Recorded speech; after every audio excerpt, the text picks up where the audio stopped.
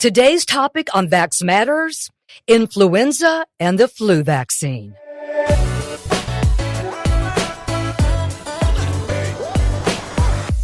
Welcome again to all our listeners. We're joined today by Dr. Brody LeBlanc, family medicine doctor at the Our Lady of Lourdes Regional Medical Center in Lafayette, Louisiana. His work focuses on preventive medicine and osteopathic treatment. Dr. LeBlanc, thank you so much. We're delighted to have you on this episode of our podcast. Thank you very much. I'm glad to be here. Indeed. So, Dr. LeBlanc, let's just go ahead and start off with basics. Could you briefly explain to everybody who is listening in today, what is influenza and how severe can it be? So influenza is just the technical term for the flu. So we've all known people who've had it and may have even had it ourselves. Essentially, it's a virus, just like many of the other viruses that may cause common colds or infections like that. The things that we know it causes, everybody's kind of aware that it causes fever, chills, muscle aches, can give you a cough, can make you have a stuffy, runny nose, headaches, fatigue. All of those things that we know that you look out for if you're having those bad body aches and that fever, chances are you got the flu, go get checked out. We really talk about how bad can it get, what can it cause, those kind of things. Essentially, just like any cold, it can give you those symptoms that we discussed, but it really depends on each person and what they're at risk of if it can cause worse problems. Of course, it can get bad just like anything else, but for the most part, most healthy individuals who are middle-aged, not extremely young or not extremely old, that's where we see that those folks typically get a flu. A few days of feeling bad, they get better. But of course, there's a risk that it can get worse and it can be serious. Well, and I think that sometimes just me growing up, it was kind of nonchalant to say, oh, I think that I'm getting the flu. I have the flu. So-and-so has the flu. It just kind of seemed like it was the umbrella for so many things that maybe was a little more serious. So as you said, you get checked out, and flu is not, it's not inconsequential.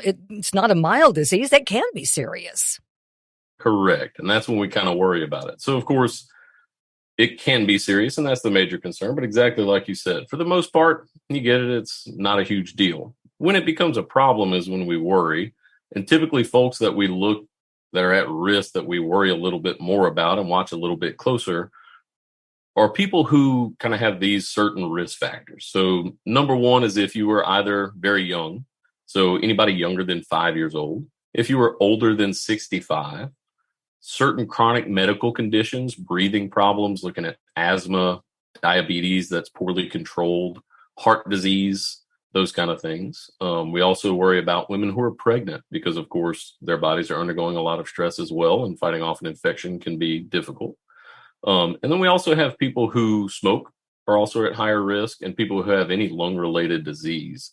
Those are people that we watch a little bit closer, and also people who have immunodeficiency. So in other words, people who have HIV, who are on medications to decrease their immune system for different things like rheumatoid arthritis or RA or any autoimmune disease. Those are folks that we watch fairly close because there is a higher risk that they may have worse symptoms than what you or I may have at average risk. And again, as you said, it might not, but again, you'd rather err on the side of caution to make sure you kind of keep more of a closer eye, a more cautious outlook for the folks that you just mentioned. Yes, ma'am. Very much agree. Growing up through the years, I don't really remember when I was a kid, teenager, young adult, much talk about a flu vaccine or that you had to have a flu shot or that it was not required, but it was recommended to have a flu shot. When was the first flu vaccine developed and who was it for basically? Sure. So the first flu vaccine was actually around a lot longer than we are typically aware of. Oh, okay. So usually in 1945 is really when we saw the first vaccine. That was when it was licensed for wide use in the general population. But the first vaccine was actually developed for the U.S. Army or with the U.S. Army. It was? I've never heard that before. I'm going to check and make sure before I misspeak if it's World War I or World War II. I believe it was World War II. They saw so many deaths from the flu And it was comparable, if not even more than what they saw from the actual fighting. So they really had more reason than most to say we really need to protect our troops, not only from foreign invaders physically, but also the microscopic or submicroscopic foreign invaders such as viruses. So they, in combination with Dr. Salk, who you might recognize that name from somebody who developed the polio man? The polio Yes, man? ma'am. Oh my gosh, she had a part in that? In the flu Yes, vaccine? ma'am. Did He not sure know. did. Did not know. And then also Thomas Francis. And they developed that with the U.S. Army for first military use. Then in 1945 is when we saw more wide licensing for general use. So it was in the mid 40s then when it became available to the public. Yes, ma'am. So maybe a lot of people are curious and we're asking the professional, the doctor, and it's so good to get information that is real information, not misinformation. And again, people think they know everything there is to know about the flu, but why is it really necessary? And is it recommended? And I know that it is to get a flu shot every year. Is it the efficacy for the 12-month period? I know there are different strains. Maybe they go hand in hand, doctor. They do. So part of it is it doesn't last that long in our system. So we need booster shots. In other words, our body needs help maintaining the right amount of vigilance against that virus. So we need reminders for ourselves to say, hey, keep watching out for this. So the question is also, why do I need to get it? If I'm a middle-aged individual with low risk of having complications from the flu, why do I need to go get the flu shot every year? Well, the answer is you necessarily don't need to, but it may be more for those around you. So you may be low risk, and that's wonderful. However, the people you come in contact with are also a concern. So, for example, if you live in a household or you frequently visit family members who may be over 65, grandma, grandpa, mom, dad, if you have a child under the age of 5 years old, or you frequently visit with somebody under the age of 5 years old, if you work or live around and help out somebody who is immunodeficient, you may not know. Anyone you come into contact with who is high risk, if you were to contract the flu and be infectious, those individuals are at risk of now contracting the flu and having a severe outcome for it. So really, yes, it's to help protect you because each flu virus is different, and we may not know that you have a risk factor. Most young, healthy individuals are not at the family medicine office every day getting checked out and making sure there's nothing going on. And even if they are, we may not have clues that something may be going on. However, there may be an underlying lung disease. You may have smoked 10 years ago, things are fine, but your lungs may not be working optimally. And the flu may take a bigger hit for you than it may for somebody else who doesn't have those risk factors. And you may not know that. So we, of course, want to protect each person as much as we can, but we also want to protect those around you. And you never know who you come into contact with. So it's really also for those that you come into contact with regularly. And that does make perfect sense to look out for others, and especially your family members, your friends, well, people that you love. And it's basic. It's respect for your community, doctor. Very much agree. So on a scale of 1 to 10, I'm just kind of curious, how contagious is the flu? It depends on year to year. So with that evolving that we talked about with the flu, really it depends on what it picks up from what it came into contact with in the past season. So really each flu as it infects a host, whether it be a human or an animal, they do infect both. When they get different markers, they start to exhibit different symptoms. So for example, you may hear, oh, this year the flu causes nausea. Mm-hmm. This year the flu is way more infectious. People are getting it way easier, but it's not as bad. Or you may hear, hey, this year is really bad. It's causing a lot of breathing problems. Those are signs that that virus is evolving. So that's really what we look at each year to see how infectious it is and how severe is it. And that's how they kind of come up with these vaccines to say, this is what we'd like to target against. We're going to change the vaccine from last year with these new proteins that are popping up, markers on this cell that help it to get into our cells or help it to spread more easily or to replicate more quickly. Any of those things are things that we want to target. That way we can keep it from doing that with the vaccine. And that's what they watch each year to see, what we need to do on the vaccination side, but it's kind of hard to say how quickly can it Mm-hmm. spread. Each year it's a little bit different, but typically the things that we worry about is respiratory droplets. So in other words, if you cough, if you sneeze, when you do that, your saliva, mucus, all of those things, the gross stuff we think of when a little kid comes up and rubs their hand And on wants you to hug you. Yeah. sneeze. Uh-huh. Exactly. They love to share, Yeah, they including do. viruses. We love them, but they share some good things and some bad. But that's kind of what we think of. Those are the things that you really look for as to how it spreads. So the easiness of spreading also depends on how well does it transmit, what's the temperature, how long has it been in contact with, those kind of things. But that's really what we're looking for, and it's kind of hard to gauge exactly how infectious it might be overall. So the vaccine, it's tweaked every year. You're not getting the same vaccine year after year after year when it comes to your flu shot.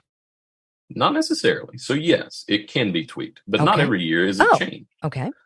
Don't know how often it's changed. I can't say I looked up that data. However, they essentially look year to year, season to season, and say, do we need to change it? And the way they do that, essentially they have monitoring stations throughout the United States, mainly in the mid to north section of the United States. And what they do is they look at actual data and get serum samples, so get blood samples. And they're finding out how well does the vaccine work for human individuals, not necessarily animals in this portion, but they're looking to see how well is the vaccine working. Are people actually getting infections or not if they've been vaccinated? And if they do, how severe are they? Are they showing signs of antibodies at a sustainable level where we need to do anything about it? And then they see, okay, now that we've seen the human trials, then they'll also look at specifically, are the viruses that we're seeing that we've isolated throughout this season, are our vaccines actually working well against them? And the way they do that is they actually do some animal trials. There are some very important ferrets that essentially they give them the flu. Now, stop. There are important ferrets. Is that what there are important ferrets? I've never heard that. I've never heard that together. Okay. They're the ones who do this for us. So while not a great fan of animal trials, they are sometimes necessary. Yes, and I will say these ferrets should live quite a wonderful life because they do us a large favor. So that being said, what they do is they actually infect these ferrets with the flu strains that we're seeing most commonly. Once they do that, they see what antibodies they actually create. Once they do that, they look and see how similar are our antibodies created to the flu vaccine. Once they do that, they can see, are we actually being protected against this virus without actually infecting a human? And they see, are we able to decrease the risk of getting the flu?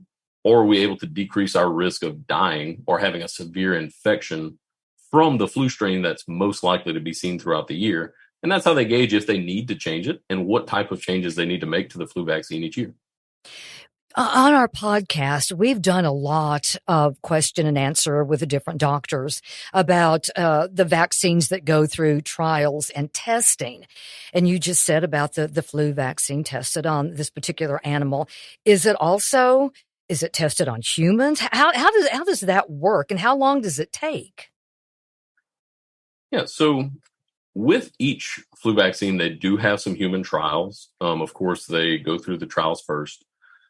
Essentially, they have multiple different clinics, and the CDC actually has multiple different areas of observation, like we talked about, throughout the mid to north portion of the United States, where they actually have sites that they monitor this. Essentially, they give people the flu vaccine with changes or no changes, and then they monitor them. That being said, I can't say I looked into very much how they are compensated or how they are elected, or if these are people that are just volunteer these trials. But as far as I know, volunteers come, they get the vaccines, and then they undergo some monitoring, blood tests, asking about symptoms, follow up by phone, seeing if they've been exposed and if they exhibited any symptoms, things like that.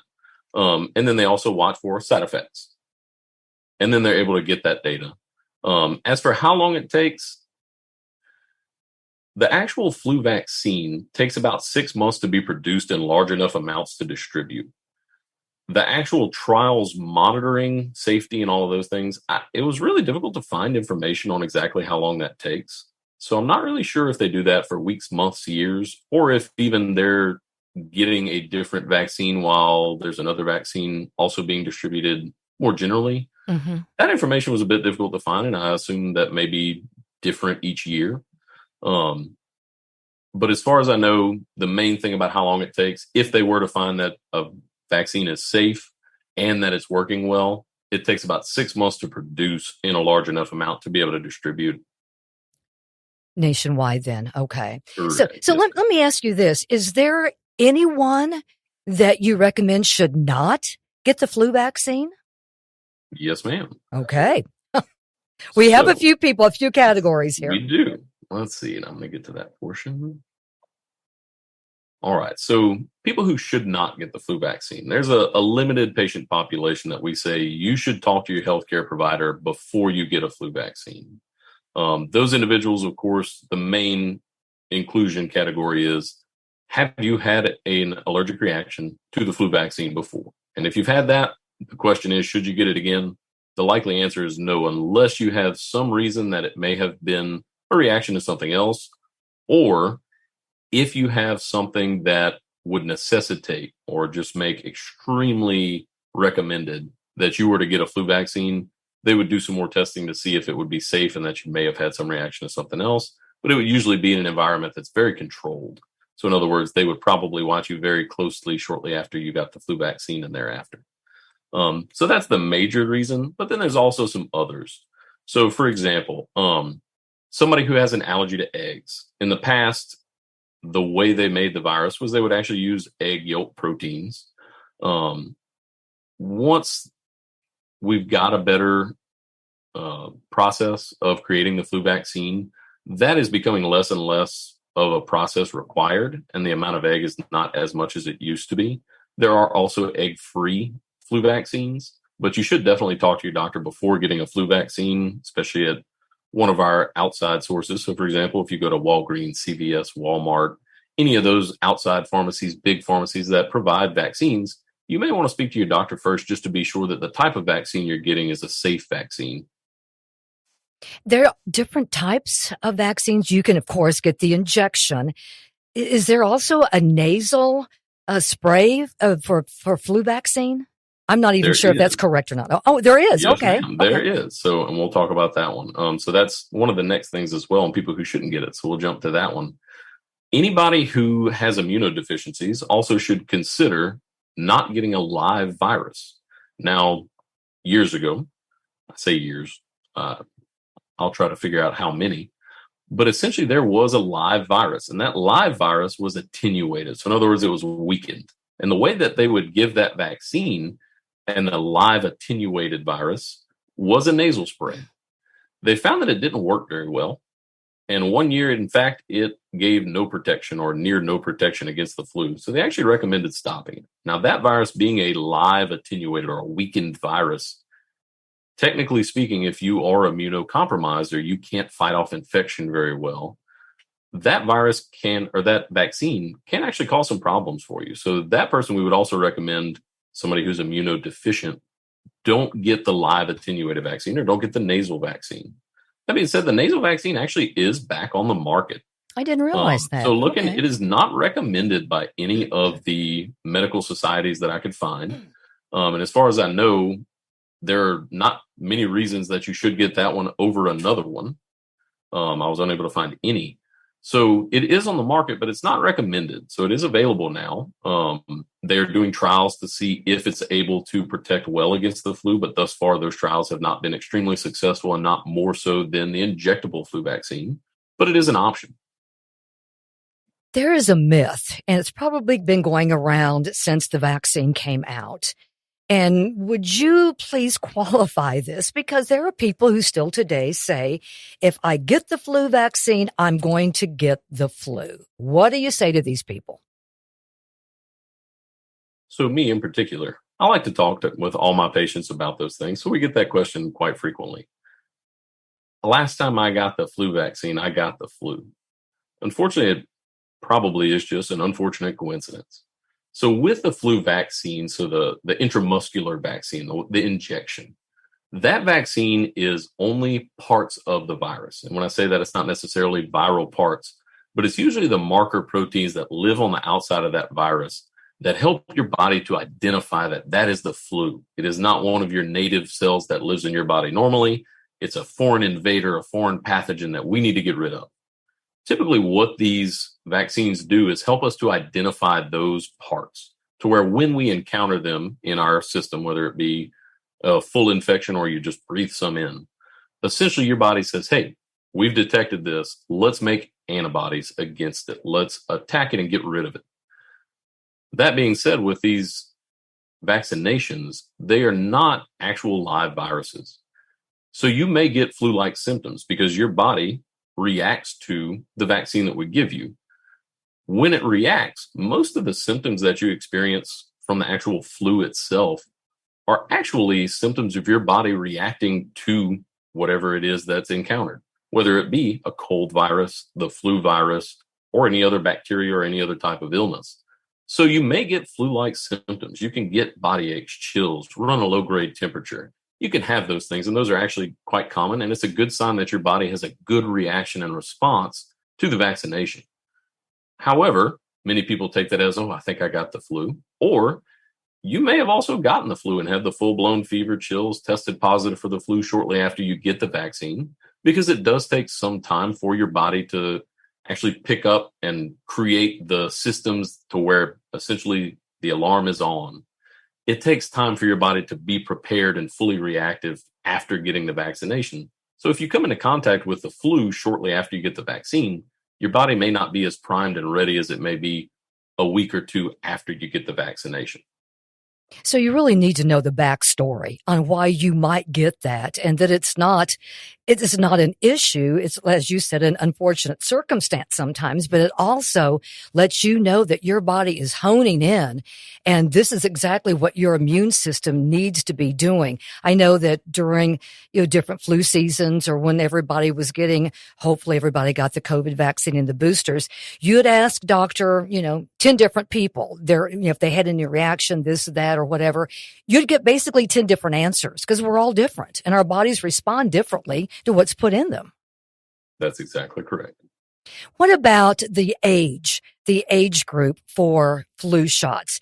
The younger age group, do they have a different flu shot than the middle age? I know older folks have a stronger vaccine or a flu shot. How does that age break down for the flu shot?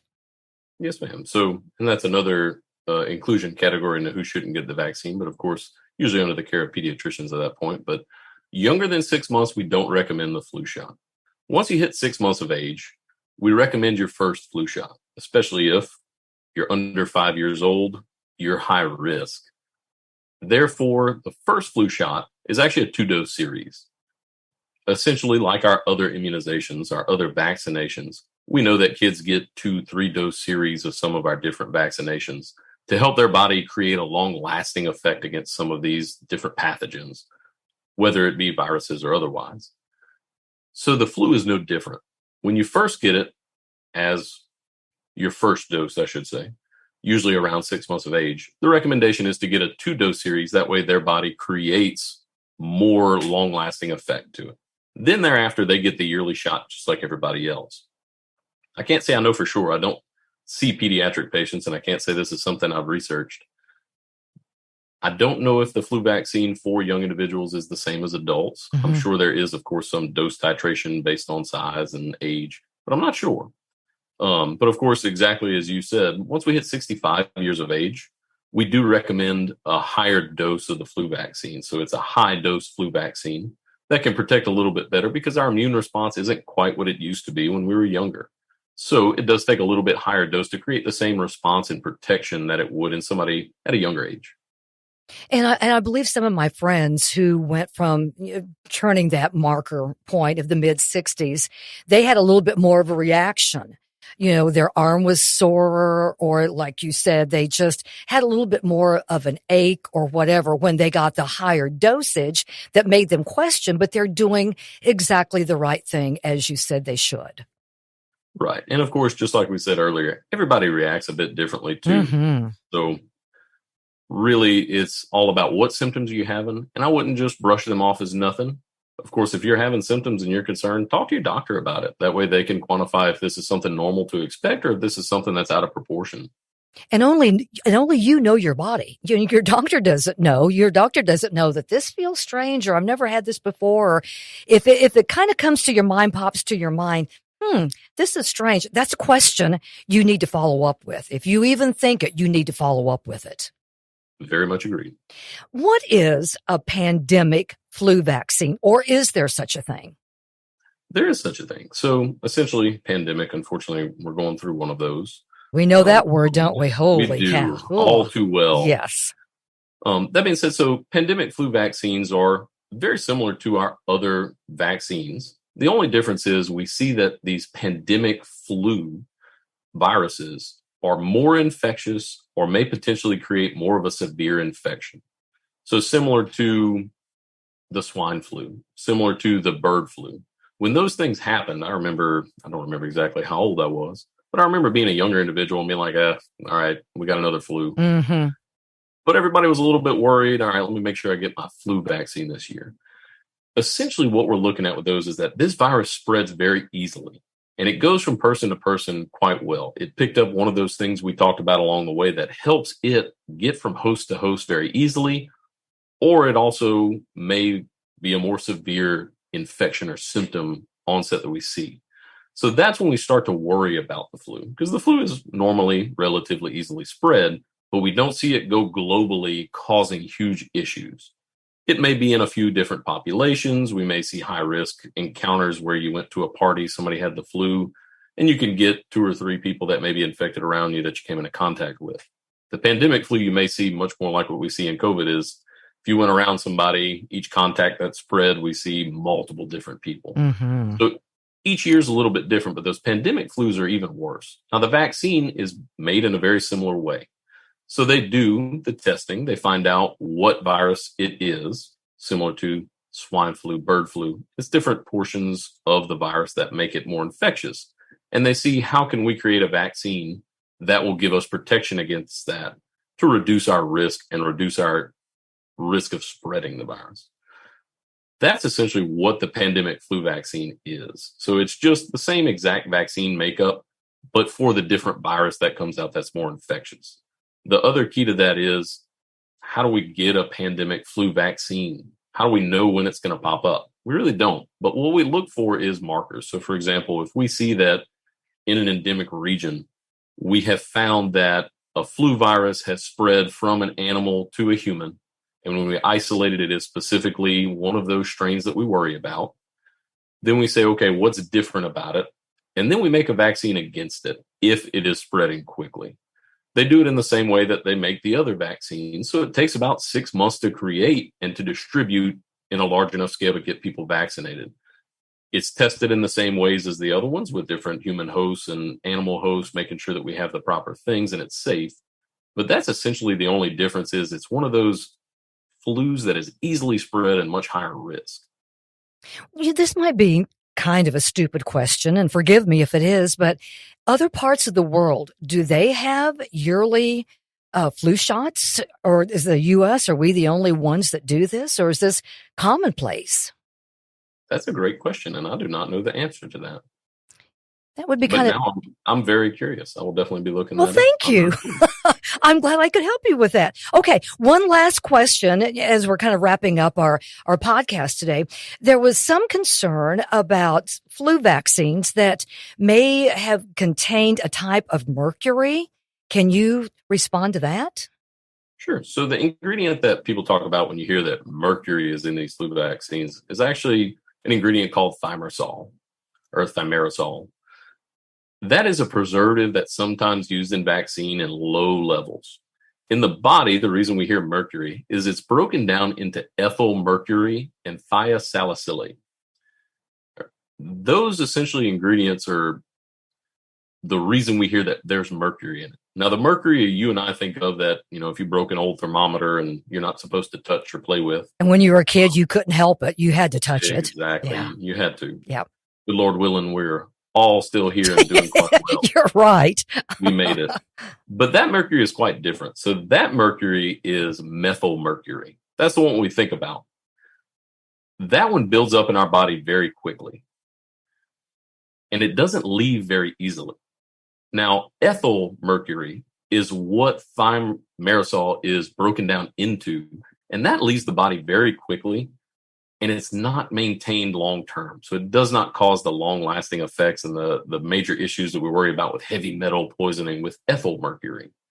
So that is no longer a concern that we have, and it's in a very low level that it is easily getting, It is easily ridded from the body.